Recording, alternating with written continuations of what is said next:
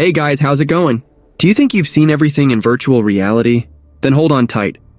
Today we're diving into 10 experiences so immersive that your brain won't be able to tell the virtual from the real. Adjust your headset, close the bedroom door, and get ready. I'm Matthew, and we're starting the list with Half-Life Alyx, the game that marks Valve's return to the City 17 universe, putting the player inside a setting that feels tangible in every inch. The soot on the subway tracks, the metallic creak of rusty gates, and the imaginary smell of ozone after combine shots. This microscopic attention to object textures turns every simple interaction, like opening a drawer, into a micro-spectacle of verisimilitude where contextual physics supports the fantasy. In the mechanics, the gravity gloves make Alyx a precision lab. Bottles ricochet convincingly, cartridges need to be inserted with the right hand, and improvised covers emerge by pulling cabinet doors. The realism doesn't rely on quick time events, but on your own hesitation. Missing a magazine fit causes genuine panic, because the AI advances as if it knows your slip. Narratively, the game proves that VR doesn't need to be a non-stop roller coaster. The story evolves at a cinematic pace, but grants the player the luxury of exploring abandoned corridors and memorizing resistance audios. Technically, Alyx serves as a benchmark. Volumetric lighting reacts to the flashlight. Dust particles collide with real geometry, and spatial audio locates even the crack of glass behind shelves. The Source 2 engine was calibrated for a master school pipeline, offering stable 90 FPS on high-end cards, but also scaling to more humble setups thanks to optional foveated rendering. There's no straight shot to the vault. I'm gonna head inside, find a way out. Got it. I'm with you every step of the way. You're gonna need a gun! Don't worry, it's unloaded. It's unloaded now!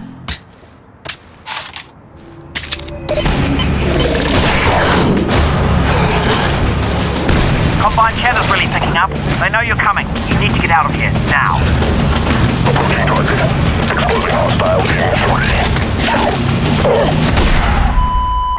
Oh God. They've got Dad. They're gonna find out what he knows, and then they're gonna kill him. All this is my fault. I never told you. I couldn't. I'm so sorry, baby. You will not save him. Alyx Vance alone cannot prevent his fate. Close your eyes, honey. The transition of the Hitman trilogy to virtual reality on PSVR 2 under the title Hitman World of Assassination represents a fundamental shift in how the player interacts with its complex sandbox levels. The first-person perspective places the player directly in the role of Agent 47, transforming observation and infiltration into much more visceral processes. Using the PSVR 2 Sense controllers, actions like picking locks, using the fiber wire, or aiming a pistol become physical acts, requiring manual precision and coordination. The headset's eye tracking can be used for target selection and environmental interactions, adding a layer of intuition to the gameplay. Each of the trilogy's vast locations, from Paris to Chongqing, is fully playable in VR, offering a new perspective on the level designs. The immersion of being physically present in a crowd, hearing snippets of conversations that might reveal assassination opportunities, intensifies the fantasy of being an elite assassin. The tension of sneaking through restricted areas is amplified, as the player needs to physically crouch to hide and peek around corners. First-person object manipulation allows for creative approaches, like throwing objects to create distractions with a real wrist flick. Hitman's social sandbox gameplay benefits enormously from VR immersion. The ability to observe NPC behavior, time their routines, and explore the environment for disguises and tools becomes a more organic experience. Direct interaction with the world, picking up a wrench, sabotaging equipment, or preparing poison with your own hands creates a stronger connection to Agent 47's actions. The freedom of approach, a hallmark of the series, is expanded by the ability to interact with the world in ways that only VR allows.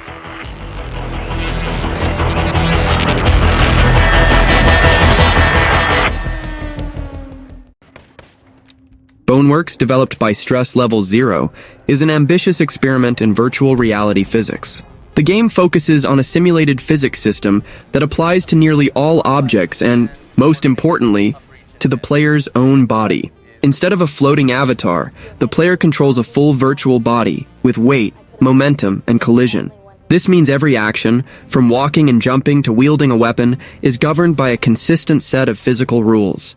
This approach results in gameplay where interaction with the environment is fundamental and often unpredictable. The core of the Boneworks experience lies in its physics sandbox. Weapons have realistic weight and recoil, requiring the player to stabilize them with both hands to maintain accuracy. Melee combat is equally physical. Damage is calculated based on the speed and mass of the object, encouraging the player to use their own body's momentum to deliver more effective blows. This design philosophy extends to traversal.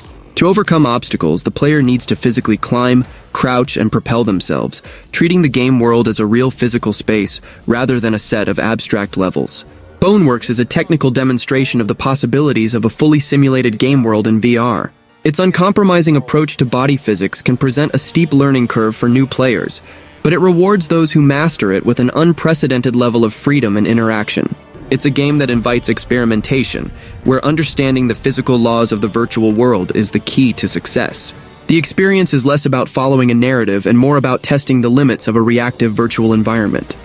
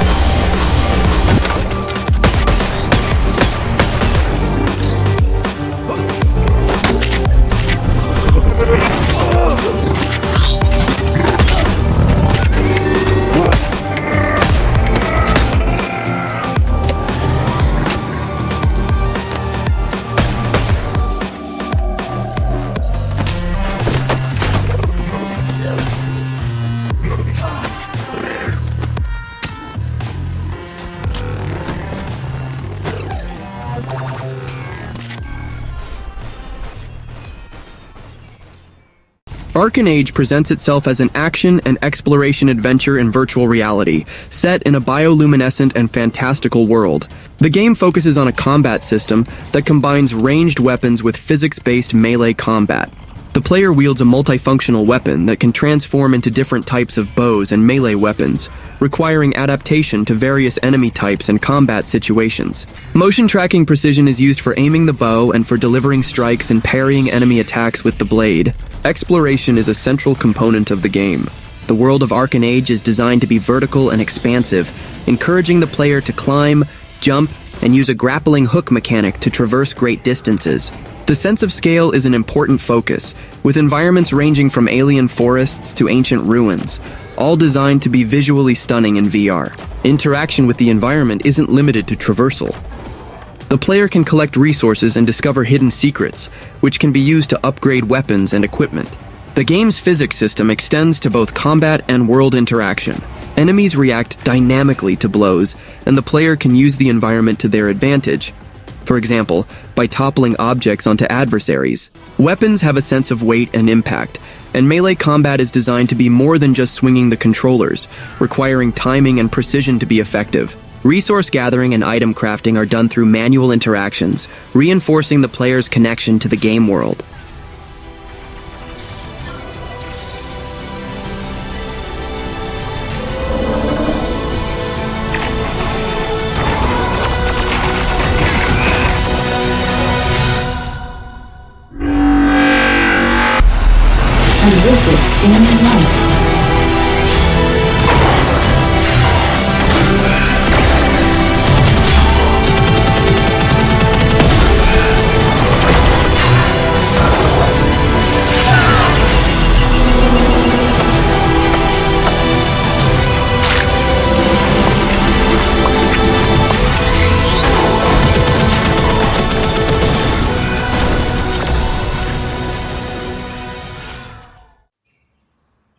Beyond Blue After the Storm is a narrative virtual reality experience that builds on the original Beyond Blue game, expanding its focus on oceanic exploration and scientific research. Designed for the MetaQuest 3, The game leverages the headset's mixed reality capabilities to integrate virtual world elements into the player's physical environment. The premise puts the player in the role of a marine scientist studying wildlife in the ocean, using cutting-edge technology to track and analyze the behavior of various marine species after a significant weather event. The gameplay is centered on non-invasive observation and interaction. The player uses a scanner to collect data on fauna and flora, revealing information about the ecosystem and the impact of environmental changes. The experience is designed to be educational and contemplative, with a slower pace that encourages careful exploration and appreciation of the underwater environment. The narrative unfolds through the player's observations and communication with their research team, revealing a story about the resilience of marine life and the role of science in its preservation. Visually, After the Storm strives to recreate the beauty and majesty of the ocean. The development team collaborated with marine scientists and documentary filmmakers to ensure scientific accuracy and authenticity in the representation of creatures and marine environments. Audio plays a crucial role in immersion, with a soundscape that captures the sounds of the ocean and its creatures, creating a calm and engaging atmosphere. The experience is designed to be accessible to a wide audience, with intuitive controls and a focus on exploration rather than complex challenges.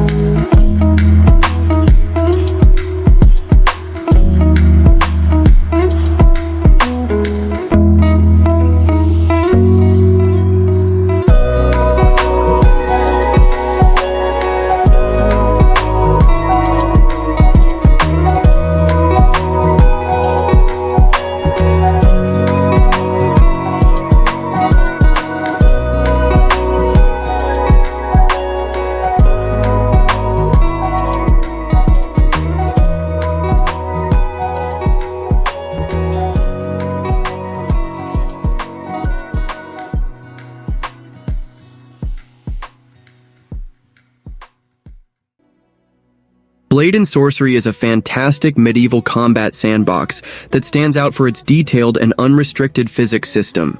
Initially released in early access and continuously updated, the game doesn't focus on a linear narrative, but rather on providing the player with a set of tools to create their own combat scenarios. The core of the experience is the physical simulation that governs interactions between weapons, bodies, and the environment. Weapons have weight, collide realistically with surfaces and enemies, and the effectiveness of a strike depends on speed, angle, and the part of the blade that makes contact. Combat is visceral and requires physical skill. The player can parry blows, dodge attacks, and look for openings in the enemy's defense. The variety of weapons, from swords and axes to daggers and bows, each with its own handling and weight, offers different playstyles. In addition to melee combat, the game incorporates a magic system that allows the player to cast fireballs, manipulate gravity, or electrify their weapons. The combination of physical combat and magical powers opens up a range of creative possibilities for facing waves of enemies. Technically, the game requires robust PC hardware to maintain a stable frame rate due to the intensity of its physics calculations, especially with many enemies on screen. The MetaQuest version, although visually simplified, manages to maintain the essence of the physics-based gameplay, making the experience accessible in a standalone format. The sound design is functional, with impact effects and directional audio that provide crucial feedback during combat. helping the player react to threats outside their field of view.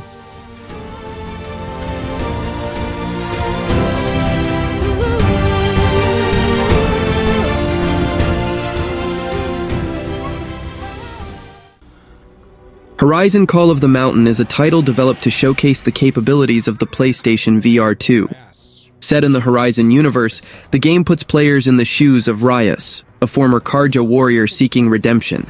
The main gameplay mechanic is climbing, designed to be tactile and immersive. Using the Sense controllers, players need to physically reach and grab ledges, use tools like the climbing axe, and feel the tension through haptic feedback while traversing cliffs and monumental structures. The sense of height and vertigo is a central element of the experience. Combat is another fundamental part of the gameplay. Ryas uses a bow, and the shooting mechanic has been refined for VR. The player needs to physically draw the bowstring, aim, and release the arrow, with the adaptive triggers simulating the string's tension. During encounters with the series' iconic machines like Watchers and Thunderjaws, the player needs to physically dodge attacks and aim at the enemy's weak points, creating dynamic and demanding action sequences. The PSVR 2's eye tracking can be used for assisted aiming, making combat more accessible without sacrificing immersion. The game world is rendered with a high level of visual detail, taking advantage of the PSVR 2's 4K HDR display. The Horizon series art direction, with its blend of lush nature and ancient technology, is impressively translated to virtual reality. The scale of the machines and environments is one of the game's strengths. Standing at the foot of a tall neck in VR provides a sense of awe and scale that's not possible on a flat screen. The immersive 3D sound design contributes to the sense of presence, with machine and environment sounds enveloping the player.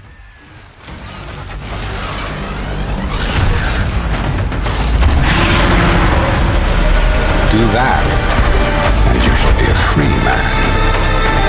It will take all your wits, your skills, and courage.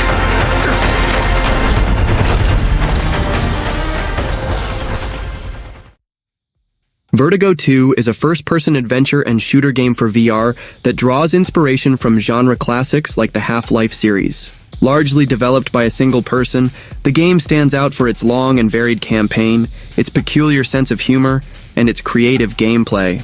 The player takes on the role of a protagonist who wakes up in an underground quantum reactor and must fight to return to the surface, facing a wide variety of alien and robotic enemies along the way. Gameplay focuses on gun combat, with an arsenal of 14 different weapons, each with manual and tactile reloading mechanics. Weapon handling is designed to be satisfying and intuitive in VR. In addition to shooting, the game features a variety of gameplay situations, including puzzle sections, large-scale boss encounters, and vehicle sequences. The campaign is notable for its diversity of environments, taking the player through high-tech labs, bizarre alien worlds, and underwater landscapes. Technically, the game features a stylized art style that, while not photorealistic, is cohesive and allows for good performance on a variety of PCVR hardware. The PSVR 2 version leverages the headset's features, such as haptic feedback and adaptive triggers, to enhance immersion in weapon handling. Sound design is an important component, with a dynamic soundtrack that adapts to the action and sound effects that provide clear feedback during combat.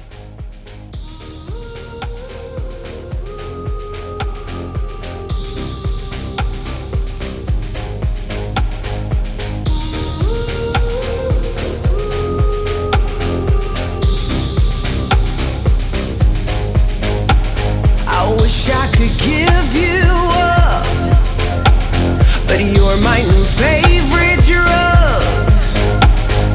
Enter into my blood, run with my toxic love. Look how you make me happy. You take a hold of me.